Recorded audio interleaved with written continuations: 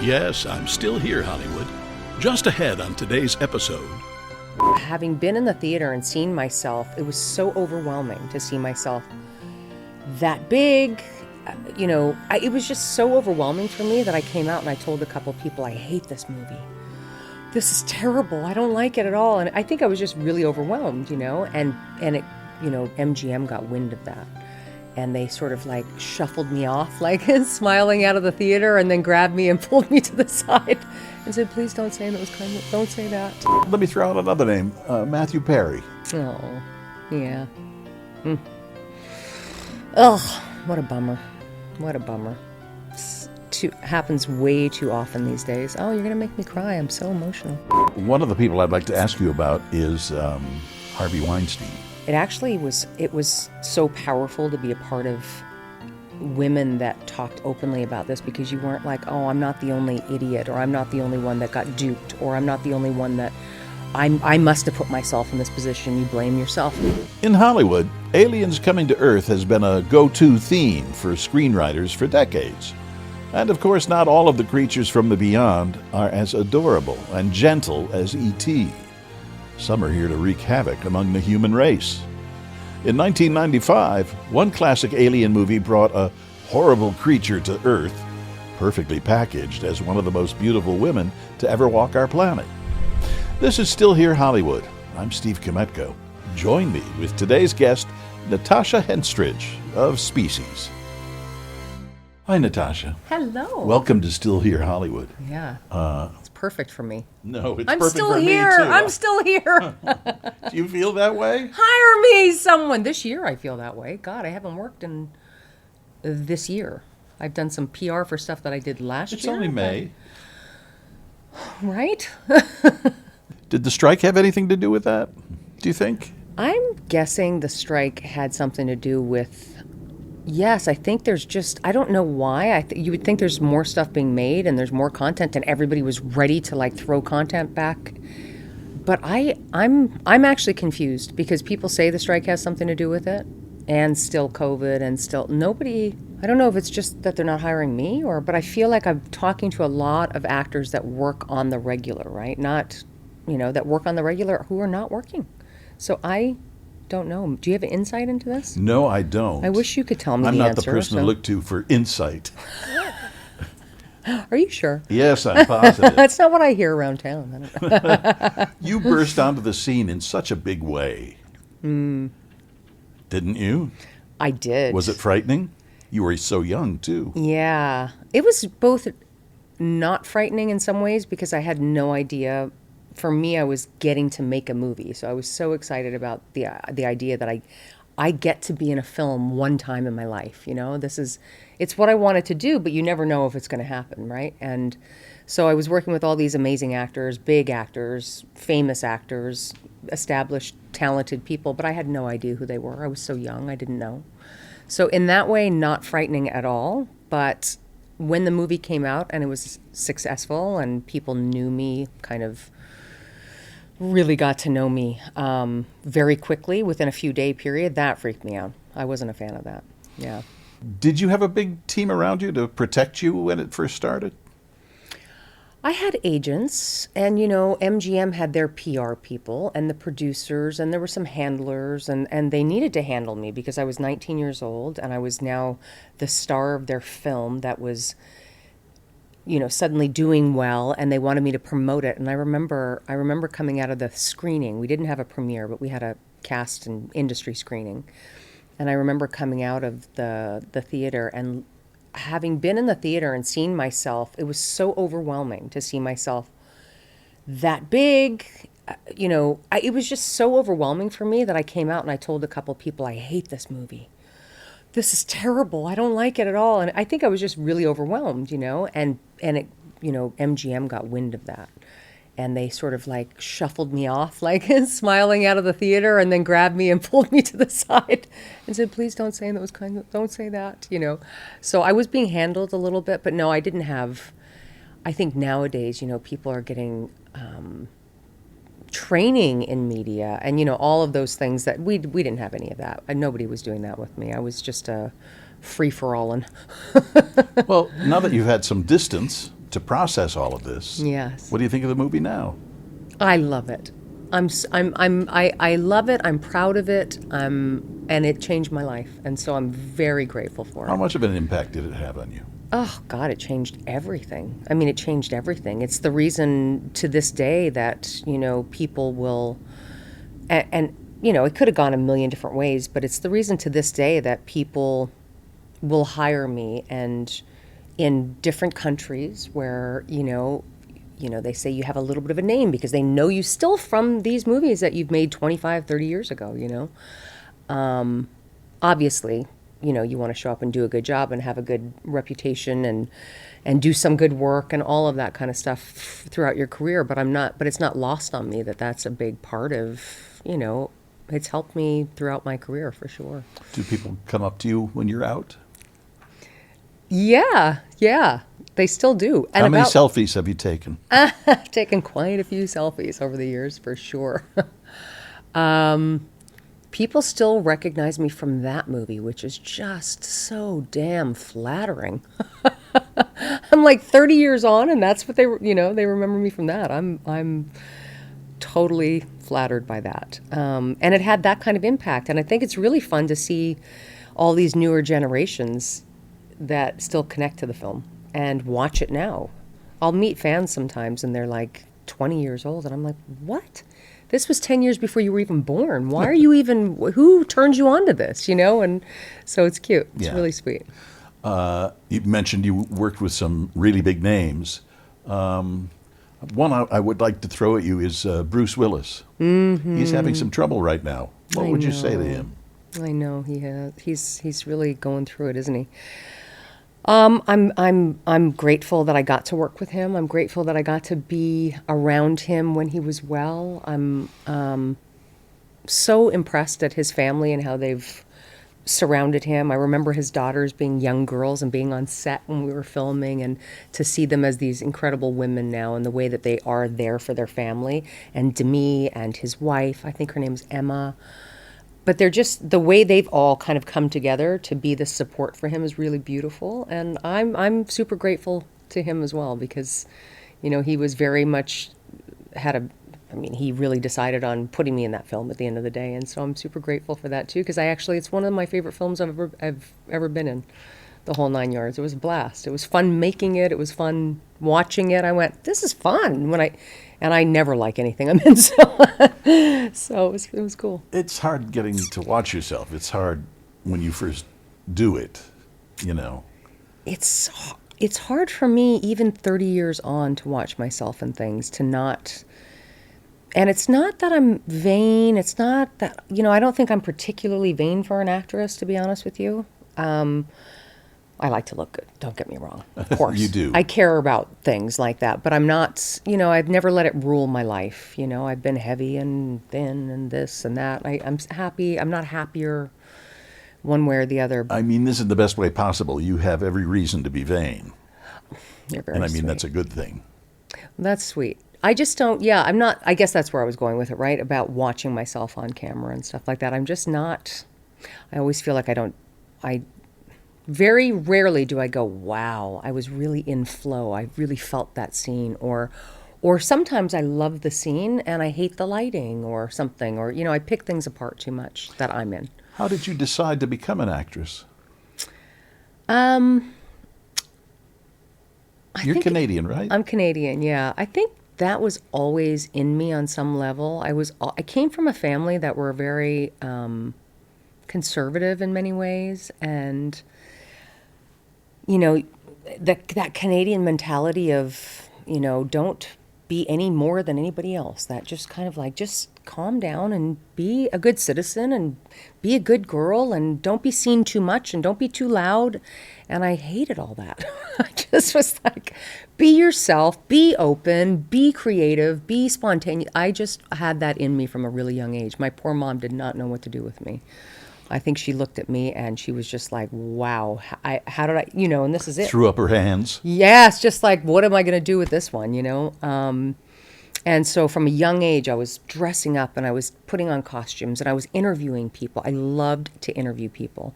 And I actually still really enjoy people, getting to know them, understanding them, what makes them tick. And so early on, I thought being a journalist would have been cool, or a reporter, I loved that sort of thing. And then I got into school and I was doing plays and, getting to be the ham that I was, and there was a space for it. And so I think it happened really early on for me. I loved being on stage then.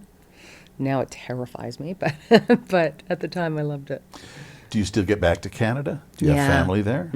All the time, yeah. So I was born in Newfoundland, where my parents now reside again. Way east, like the east island in the Atlantic. And was raised in Alberta, and I just went back to Alberta this past Christmas. I go to Newfoundland a lot more because I really love it there. It's so beautiful. And the whole family sort of congregates back there during the summers and stuff. So I do spend a lot of time in Newfoundland. And I had a place there for a while. And but yeah, I go to Alberta a little bit as well. My brother lives there, and my whole family is spread across Canada. They all live in Canada. Really? Yeah. Big family? Oh, yeah. Huge. My dad is one of 12, 6 boys and 6 girls. And my mom is one of 4. We've lost a couple of my aunts and uncles along the way, but huge family that all still get along. My parents are from towns that are about 18 miles apart, so they all know each other. My mom is like one of the sister. They're just, the family's very intertwined. They've been together since they were 16 years old, so it's pretty cool. Yeah, and they're all on WhatsApp together and like family group chats, and it's really cute. There are good things about the internet. Yeah, I guess so. Keeping Yeah. in touch with people. Yeah, yeah. If they want to be kept in touch with. Right? Well, you can always block them if not. Yes. Delete, Alt. Yes. Control, Alt, Delete. Yeah, yeah. Do you like winter?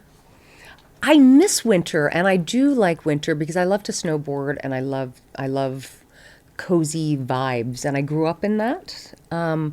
That being said, the grass is always greener because I could not wait to get out of the freezing cold Alberta weather. Northern Alberta is next level freezing. I mean, it was like 40 below Celsius when I was growing up on the regular. And in school, we had to go outside up until 25 below zero. We had to go outside for recess. At 25 below zero, they let you come in. So we grew up tough, and it was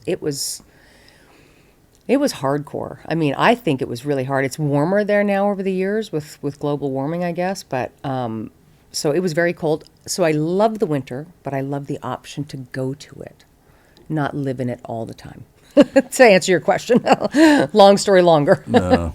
I moved back to Chicago from Los Angeles about 12 years ago or so. Yeah. And people were asking me at the time, do you think you can take the winter? I grew up there, not going to be a problem. I hated it. Yeah. I love the city. Yeah. I hate the winter. Yeah, and Chicago is cold too. Yeah, not It's quite got that blistering, North Alberta, windy, whatever. windy Yes. cold. Yes, Though it is.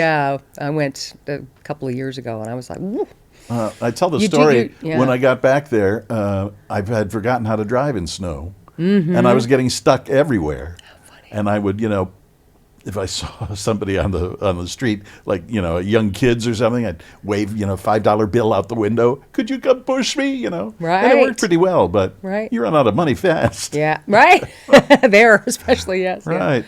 Yeah, it's true. It's a skill, driving in the snow. You got to go with the slide. Go with the slide. Don't go against the slide, kids. Exactly.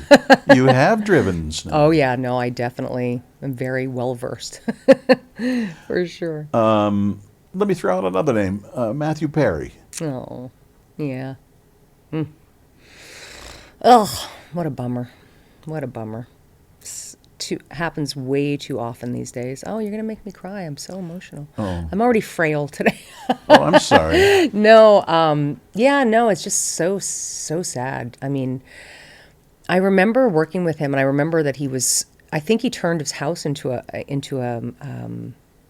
rehab at one point. It just meant so much to him, sobriety and stuff. And I still don't really know all the ins and outs and, how he passed. I know there's so many different stories and whatever, but I know that it was something that he struggled with for his whole life. And it just goes to show you can have everything in the world, fame and money and this and that. And if you don't have your health, mental health, or sobriety in his case or whatever, it's all just for naught, isn't it? It's, yeah, sad. He was a delightful, delightful human. I had a really nice time with him. Really nice time. Loved him. Do you have a favorite memory? I remember we had to do this kissing scene in, I think it was the whole 9 yards. And it was a big shot that was set up. And he was so lovely and so sweet. And he had this girlfriend at the time that I think he dated for quite some time. They were together for maybe 5 or 6 years or something. And I teased him about this endlessly after the fact because I remember filming and it was a big like crane shot and lit up, and the big they're spending money and set it up, and they've lit the entire harbor or wherever we were. It was somewhere outside. And I remember looking at him and having this big romantic moment, and the camera was zooming in and the whole thing, and I was just coming up to his face and I was about to kiss him, and I just see right behind his head is the girlfriend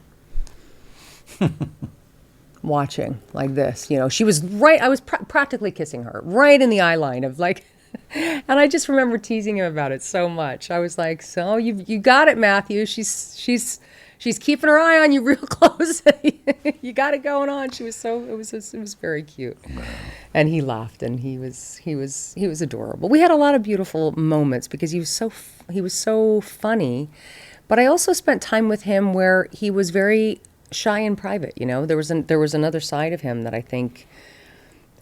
The interesting thing I think about being a comedian is this idea, and you're on you're on TV every single day. You're in people's living rooms, and people genuinely think they know you. And I think that was hard for him. I think he really struggled with that too, because I remember being out to dinner a few times, and for him never having a bit of peace. Somebody was always like, and then they'd be so disappointed if he wasn't Chandler on demand every minute of the day, and so he was very real about that too, and very honest with me, which I appreciated, and I loved him. He was very transparent and real, I thought, in my experiences with him. And we'll be right back. One of the people I'd like to ask you about is Harvey Weinstein. I knew it. I knew it. Sorry. I knew that was coming. I thought of him too because every year when I'd go to Cannes, he'd be there with Gwyneth Paltrow or Nicole Kidman. What's it like being so beautiful? Well, the fact that you're saying that to me today is a huge compliment, because I had some friends over and I drank too much wine last night. Knowing you were coming here? Oh. What do you think now about the decision you made to become an actor? We don't... Is it actor now? Oh, yeah. I say actor automatically, actor, too. yeah. I do say that instead of actress, funny enough.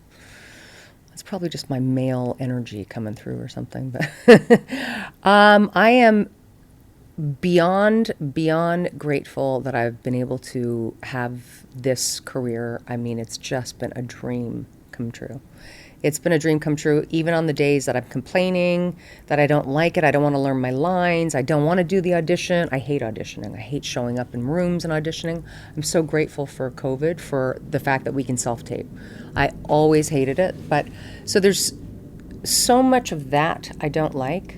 But then having those moments, having those days, working with different people, working with creatives, having an amazing scene that felt really good, traveling the world on somebody else's dime. Come on. I mean, it's just... Oh, I've done that. Right? Yes. It's freaking awesome. Yes. We're so lucky. And I lose sight of it a lot because we all get in our little weird little spirals, but I'm grateful. It's that time of the year where the Cannes Film Festival is about to happen. Yes, and I that's used to go just about every year. Right? For 9 or 10 years. Fly you out there and yeah. stuff, and you were just on the carpet seeing all the glam and Yeah, on it was very nice. And you knew, working in France, that you'd have a good meal at the end of the day. Gosh, no kidding. I did a lot of walking then. Yeah. Yeah. Oh, I filmed in Cannes Did and you? in So beautiful. for months, and I mean, talk about, and then a little tiny wine during lunch. I mean, the French know how to live. Come on. Yes, they do. Yeah, and they take the whole summer off. Yes. 2 months usually, one or 2 months. Fantastic. Yeah. Are there any actors or actresses, there I go, Any people in show business who you wish you could have worked with? People you looked up to? Gosh, there's just so many incredible actors. I'm trying to think of any in particular. I mean, the funny thing, I guess the fear part of me and the part of me that, would be so afraid to work with some of these people. It's the truth of the matter. I think that held me back, going, I'm not good enough to work with them, and not wanting to work with great people that make you better. But I would say, Meryl Streep, I'm a huge fan. I'm a fan of Kate Blanchett, all the Kates, all the amazing Kates. There's just so many incredible women that are so fantastic. Kate Winslet, Kate Blanchett. Yes. Kate Hudson. Yes. There's a lot of Kates. Yeah, there's You're a lot right. of Kates. Men, too. Oh, gosh. There's so many great. I have a big crush on Colin Farrell, so I have to look over there. We should tell you, her boyfriend is sitting over there. So that'd be a fun day at the office, wouldn't it?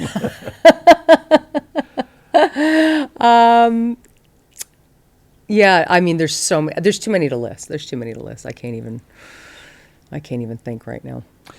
One of the people I'd like to ask you about is Harvey Weinstein. I knew it.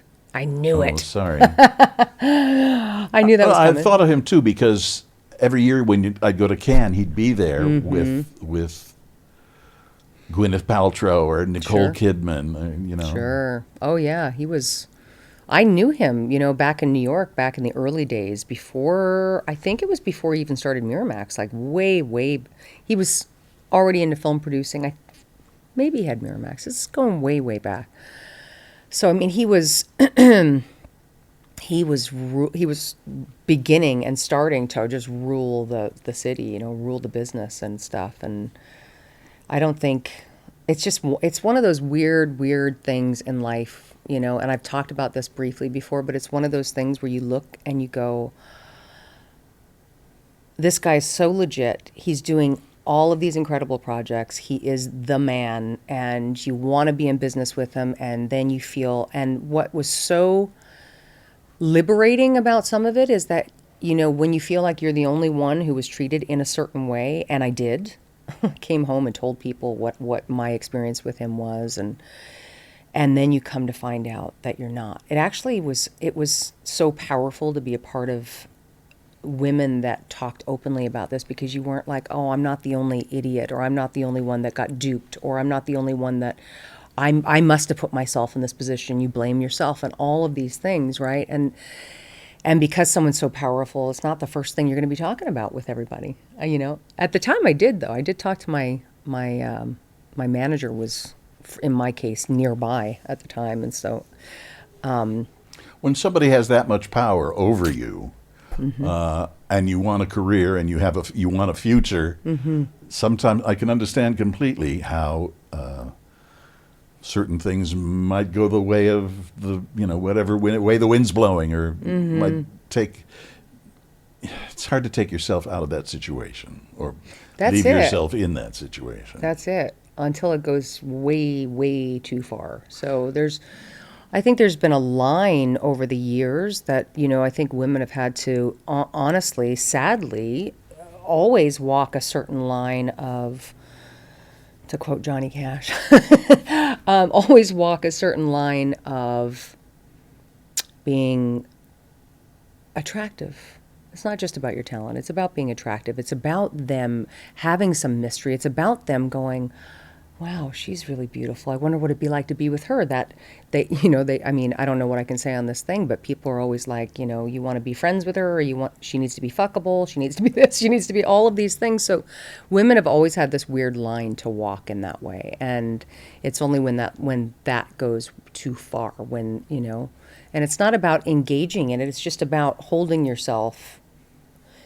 Look, I've heard all these rumors about casting couches and all of that stuff, and I never really had those experiences. And there's only been a couple of things that have ever happened in my life, and Harvey was one of them. And look at him now. What did you think about his conviction being overturned? Yeah.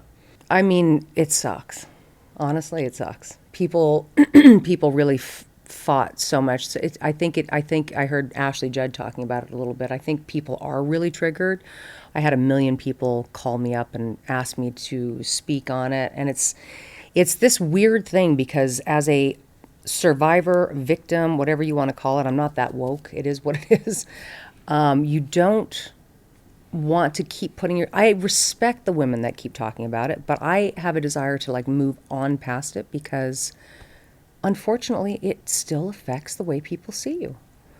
It does affect, oh, this one is going to cry about this or whine about that, or you're not going to be able to look at her sideways, or it's so sad. And I know we're in a different time after the Me Too movement. I think it's moved the needle in a lot of ways, but I do still go moving on. Don't want to talk about it. Like, I hope he gets his. Hopefully he stays where he is, but at the same time, there's still a fear. There is a weird fear around it. There's a stigma around it still. I felt like I had to support the women, and I came out and I spoke in that way for that reason. And then I just wanted to like not be a part of it anymore. It's I think we're at a time where it's much less likely to happen. I think it's really made a difference. I definitely think it's made a difference. Yes. Yeah, for sure. And yet there's still something, and maybe it's in my own head, I still think there's people that are, everybody's got their own perspective and where they come from and what they grew up with and what's normal to them, and all of these things play into it. And so I think there's still an element, unfortunately, of people who are like, get over it, or enough is that kind of thing, and they don't. And so part of me goes, I just want to take it right out of the equation and not go on and on about it either. And hopefully, now I'll be the first person to stand up when somebody's doing something off color on set, something that feels wrong, or protecting young actresses and saying, you don't have to let him do that. That makes you uncomfortable, and that's not, you stand up for yourself, or I'm happy to stand up for you. So I'm the first person to do that. But did he impact your career in a negative way? I don't know for certain if he did or not. But I know that he used books that I was trying to option and things that I was trying to do. He used that as a hook, as an anchor, and as a manipulation tool, which he had absolutely no intentions of actually making these things. So I did find that out, and that's kind of a bummer. You're like, oh, so that's just part of his antics and how he worked. What irons do you have in the fire now? So You're still many. looking for something. So many. I have a couple little indies. I just had a movie come out in theaters. I've had a few. I have a movie called House of Abraham coming out that a friend of mine wrote, Lucas Hassel wrote, a little psychological thriller. I'm producing a Christmas movie because I'm a huge Christmas fan, and Hallmark Channel. It's a little edgier than the Hallmark Channel, okay. Unfortunately, or it probably would have been made already, because that's the problem, right? People want it to be completely in that world, and it's edgier than that. So we've got the green light on it, but we haven't started making it yet. So hopefully January. Hopefully January. This has been going on for a while, though. So that's in the works, and trying to make my own projects, as well as take basically any movie. When people offer me movies overseas, I'm like, yeah, I'm in. What's the best piece of advice you got about Hollywood? I was going to say take Fountain, but that doesn't even work anymore. No, that's Betty Davis's line. That's right. How to get ahead in Hollywood. You know take what? Fountain. Exactly. It's yeah. great. It's when you know. such a good, when you know, but Yeah. actually that's not going to work anymore, is it? It's busy everywhere now. Yeah. There's no driving around, no getting anywhere. And Very cute. I only come back here about once a month. And I'm so surprised at the number of buildings that have gone up in Hollywood. Yeah. You know, there's the Godfrey Hotel, and there's other buildings, high rises in that area. Yeah. The Jack in the Box I used to go to is all boarded up. Oh. So Yeah, it's changing, constantly changing, isn't it, LA? yeah, It's getting a little bit better again right now. It went through, you know, I think COVID with many cities, it was so hard. Obviously, the rents are astronomical, so of course they're making more buildings, building them up, stacking as many people in them as they can. But yeah, it's changed. It's changing for sure. Like anywhere, I guess, but yeah. What's it like being so beautiful? Well, the fact that you're saying that to me today is a huge compliment because I had some friends over and I drank too much wine last night. Knowing you were coming here, oh, So rude. So rude. I drank too much wine last night. I'm usually like a couple of glasses or one or two or a cocktail or two. I'm not an over drinker at all. And last night I overdrank. did you use a straw? No, I'm going to try that next time. I'm going to drink half as much and use a straw so I get the little buzz and that's it. Just stop. Stop when you're supposed to stop. That's very sweet of you to say. It's interesting, you know. I can feel good about myself or bad about myself, and like anybody. But I will say this: I never grew up, and maybe that's what helped me develop. I modeled even. I was even on set where people are like, "Oh, beautiful makeup, and the lighting's good, and you look gorgeous in the photos." And I never felt that special in the looks department ever. And maybe that's a blessing. Maybe that's how I developed a personality. I don't know. But I appreciate the compliment. And I look back. It was sincere. I do look back and I do go, you were cute. You didn't know it at the time, but you were cute. I tell young girls that all the time when these days I find, you know, I look at my son's girlfriend and I look at, you know, these girls that are 22 years old, 23, 25, so hard on themselves, so hypercritical, living in social media standards. They're depressed. They don't want to go out. They're never good enough. They're never pretty enough. They're never skinny enough. And I have to say, I just go, enjoy your youth. You're so beautiful. Like just enjoy it. Let go of that. It's a mental health thing, isn't it, though? It's very hard to impress that upon somebody who's young. But you're never going to be this beautiful, have this much collagen, just take it easy on yourself, you know? Give yourself a break. What do you feel comfortable telling me about your children? Do you like being a mother? I do. Motherhood has been, I can't imagine not being a mother. I will not deny that it has been the hardest job in the world. It has been so challenging beyond, and I mean, I'd love to be able to come on here and say it's just been all rainbows and butterflies, but I'd be lying. It's been a lot of work. It's been a lot of work. My kids are incredible. They're both Asher and Tristan. Tristan's 25 now and Asher's 22. They're both incredibly intelligent, incredibly, bright kids, curious kids. They want to live. They live very different than I am. They're very, very different. They're much more private. They don't like to be in social situations at all. I think some of that's COVID. Some of that is because we traveled around the world and they were quite social as youngsters. Now they're very quiet, very much more to themselves. It's so interesting. My kids had attention deficit issues and dyslexia growing up. And so they went to all the great schools in LA. They went to every private school and then they went to special schools and to help with that, to focus on that. So that was a challenge. I'm not going to lie. It was challenging raising them, and also such a gift. There's nothing like going to your kids' games and football and all basketball. Do either of them want to get into the business? Not at all. Tristan, my older son, there was a show called October Road, I think it was called. I was friends with the writer, and Tristan, my eldest son, when he was about 10 years old, got a role on the show. And now my kids were like extras in a thing that I would do, or just you'd see them on the side, or, something like that. They thought that was fun because they were on set with me all the time. They were with me a lot of the time anyway. But when my son got this role, he was very excited. He was going to make $800 because he was kind of doing a stunt. He had to like fake beat somebody, beat a kid up in the show. And we were out in the woods, and now I'm the mom of the actors, right? So I'm hanging out with all the actors' moms, all the stage moms. Freezing. We're freezing out there in a tent with a heater. I'm like, God, I'm so lucky. I get spoiled in my position.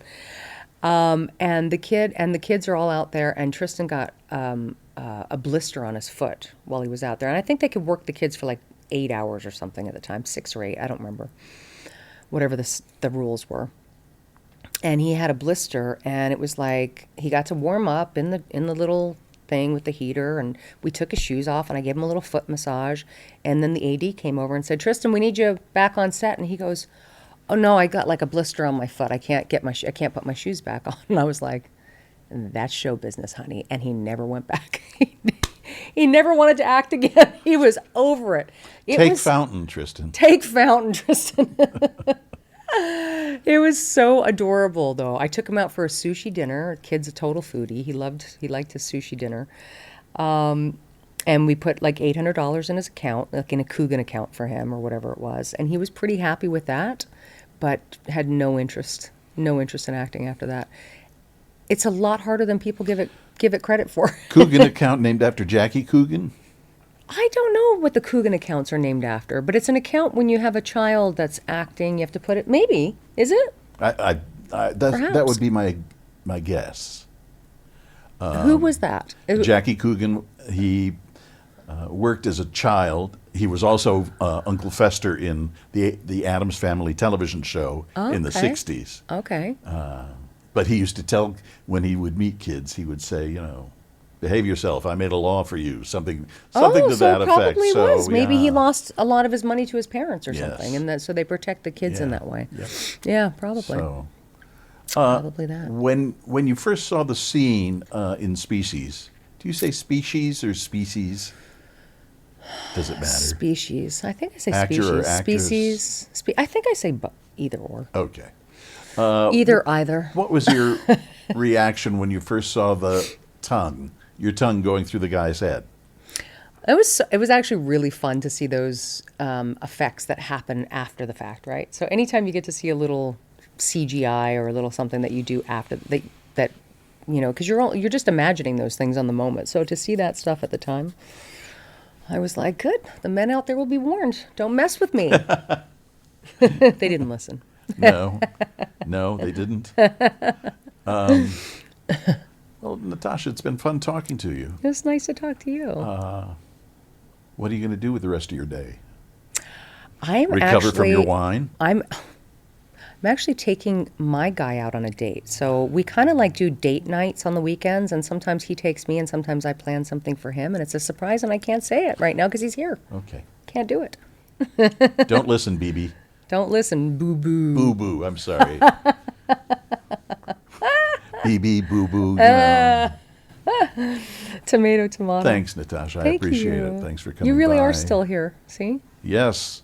You're for still today. Here. You're still here. I go back to Chicago on Monday. You do? So the cold didn't deter you too much? No. It's just too much to move. I feel the same All way. this stuff I collected. What was I thinking? I feel the same way. Just start getting rid of it. It's funny. When my mother passed away, she was 98. She had collected a lot of stuff. Genes. Yeah. But, the grandchildren don't want any of the old silverware or the old plates. They don't have any use for that. No. Yeah. And I kind of took a lot of it in, thinking at some point they'd come to their senses. But no. But they still haven't. No. I think as they get older, they're going to appreciate those things more. I feel like it takes a long time for kids these days to appreciate the things that... And obviously things have changed and people are minimalists now and nobody wants anything extra and it's all about having less and being cooler. Which is cool, which I like. I appreciate that. But yeah, you're right. We save these things and it's like my kids are just going to be I'm going to be 6 feet under. My kids are just going to be throwing everything out anyway. So I do a lot of that as I go now. I'm just getting rid of stuff all the time. I've got to learn that practice. Let it go. My nieces are all in their 50s.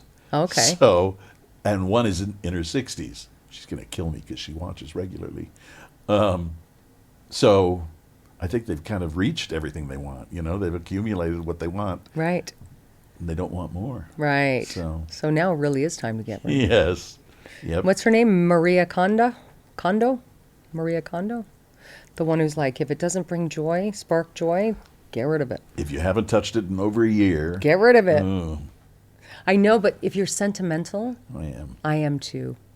I have to say, there's a lot of things in my garage that I haven't touched in over 20 years, but I'm sentimental, and I go, one of these days, my kids will go through this stuff, and they can throw it out then, but at least they'll see it. But I have boys, they're not going to go through that. They'll be like, take it all. I'm out of here. Thank you. Nice to meet you. Still Here Hollywood is a production of the Still Here Network. All things technical run by Justin Zangerly. Theme music by Brian Sanishin. And executive producer is Jim Lichtenstein.